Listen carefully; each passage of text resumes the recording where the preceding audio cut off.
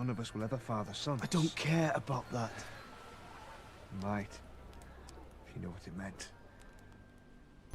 Years had passed, and the wall rose higher. John and Samuel Tarly supervised its production. Nearly 20 mammoths had joined the thousands of launchmen in its construction. Nearly 100 feet rebuilt, and it only took... Samuel was then cut off by John.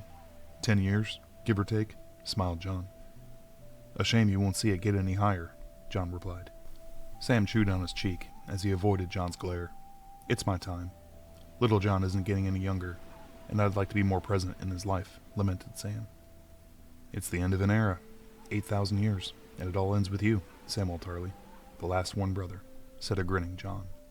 John and Sam looked on as the older Samuel Tarly II, now nearly 15, instructing younger boys on proper footwork when sword fighting. The younger boys, almost 10, were Eddard Stark and John Tarly.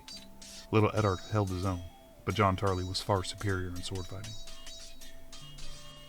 Sam beamed with pride every time Little John sent Eddard's sparring sword tumbling through the air. He fights well, John paused. I've never seen Eddard bested so many times, smiled John. His mother's blood runs slightly more aggressive than mine, laughed Sam. At least the wall won't be without a Tarly for long, Samuel concluded. You're sure about this? Asked John, and Samuel nodded. The Night's Watch made me a man. Little Sam is determined to follow in my footsteps, Sam concluded. We'd be glad to have him, said John. There's a werewood a few miles north. He'd like to take his vows tonight, asked Sam. Together? Asked John. Who else would we want there? Asked Sam rhetorically. John was enjoying their conversation when Rhaegal stirred and rained ice and snow down on the watchmen's worksites. Rhaegal had taken to sleeping on the cliffs of Viserion's Break. John watched as the villagers scattered. Mona Giantsbane had joined John and Sam during the forced break in their conversation. Another ranging mission, Lord Commander? She asked. Aye, at sunset, after Little Sam takes his vows, replied John. Ah, always wanted to see that. Lady Munda responded as a sparring sword landed at her feet. She lowered herself to a knee and reclaimed the sword as young Eddard scampered into view. Sorry, Lady Munda, said Eddard, as he approached her slightly ashamed. Eddard's eyes shifted from his father's soft face to Munda's smile. Keep working at it. Yes, ma'am, said a clearly frustrated Eddard, unknowingly grinding his teeth. The youngest Stark reclaimed his steel and hurried back into his fight. Fierce kid, said Munda to John. He's exactly as I pictured you at that age, said Sam. John accepted these compliments without a word.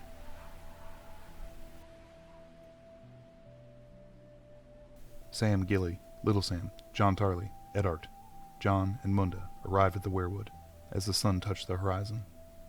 Ghost sat calmly at Eddard's side as he scratched the wolf's head. Gilly embraced her husband as he knelt in front of the Lord Commander. John unsheathed ice and placed its tip in the frozen ground.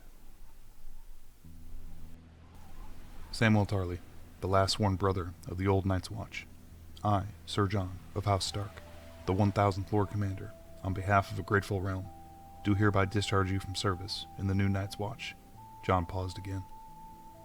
Your watch is ended, and we have the watch, John finished. Sam rose with tears in his eyes as he looked to his eldest son, Little Sam. Like his father before him, Little Sam chose to honor the old gods and knelt to take his vow. Night gathers, and now my watch begins, knowing that it may end in my death. I shall wear no crowns and win no glory. I am the sword in the darkness and the watcher on the wall. Little Sam paused. I pledge my life and honor to the Night's Watch for this night and all nights to come, stated Little Sam. I am the fire that burns away the cold, and the light that brings the dawn, and the shield that guards the realms of men, Little Sam finished. His father approached and looked down to him. You knelt as a boy. Rise now, as a man of the Night's Watch, said a misty Samwell. Little Sam rose to embrace his father and mother. Little Sam then turned to John. Orders, Lord Commander, asked Little Sam. Report to the 2nd Ranger, Samuel Tarly, for training, said John. Little Sam then grinned ear to ear. Right away, Lord Commander. Little Sam kissed his mother goodbye and shook his father's hand. The Tarly boys then left the werewood, talking of ranger training. Second ranger? Asked Lady Munda. Aye, said John. The first ranger still patrols beyond the wall, answered John, referring to his uncle.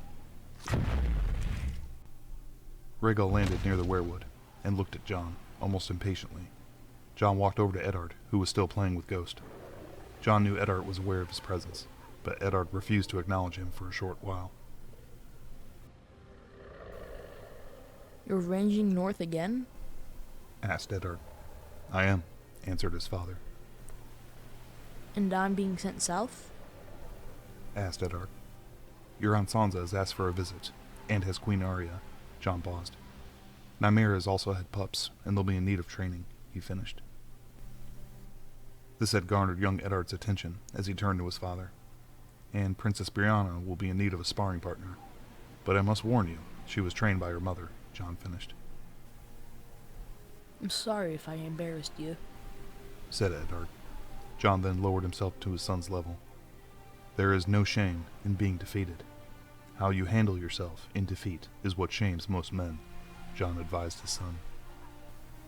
Please don't go, Father. Pleaded young Eddard. Munda had excused herself as she knew things might now turn private. You know I have to, said John.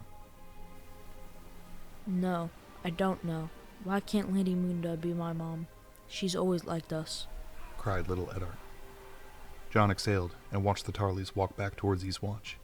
Come, said John as he offered his hand to his son. We'll fly up to Eastwatch before I go, John finished. Eddard always enjoyed riding on Rhaegal. John placed a loving hand atop his son's bushy black hair as they approached their dragon. John, Eddard, Munda, and Ghost gently landed atop the wall.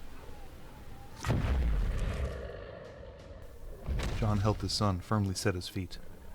John never knew what to say when they parted, but it was Eddard who spoke first. Father, why don't you ever speak of my mother? Asked Eddard. John knew of even less he wanted to say at that moment. You, better than anyone, understands how hard it is to not know anything about your mother. Asked little Ned Stark. John knew his son was right, and the conversation was past due. John thought of his own father when he spoke his words to his son. The next time we see each other, we'll talk about your mother. I promise. When I return, we'll talk about your mother. I promise, said John to his son.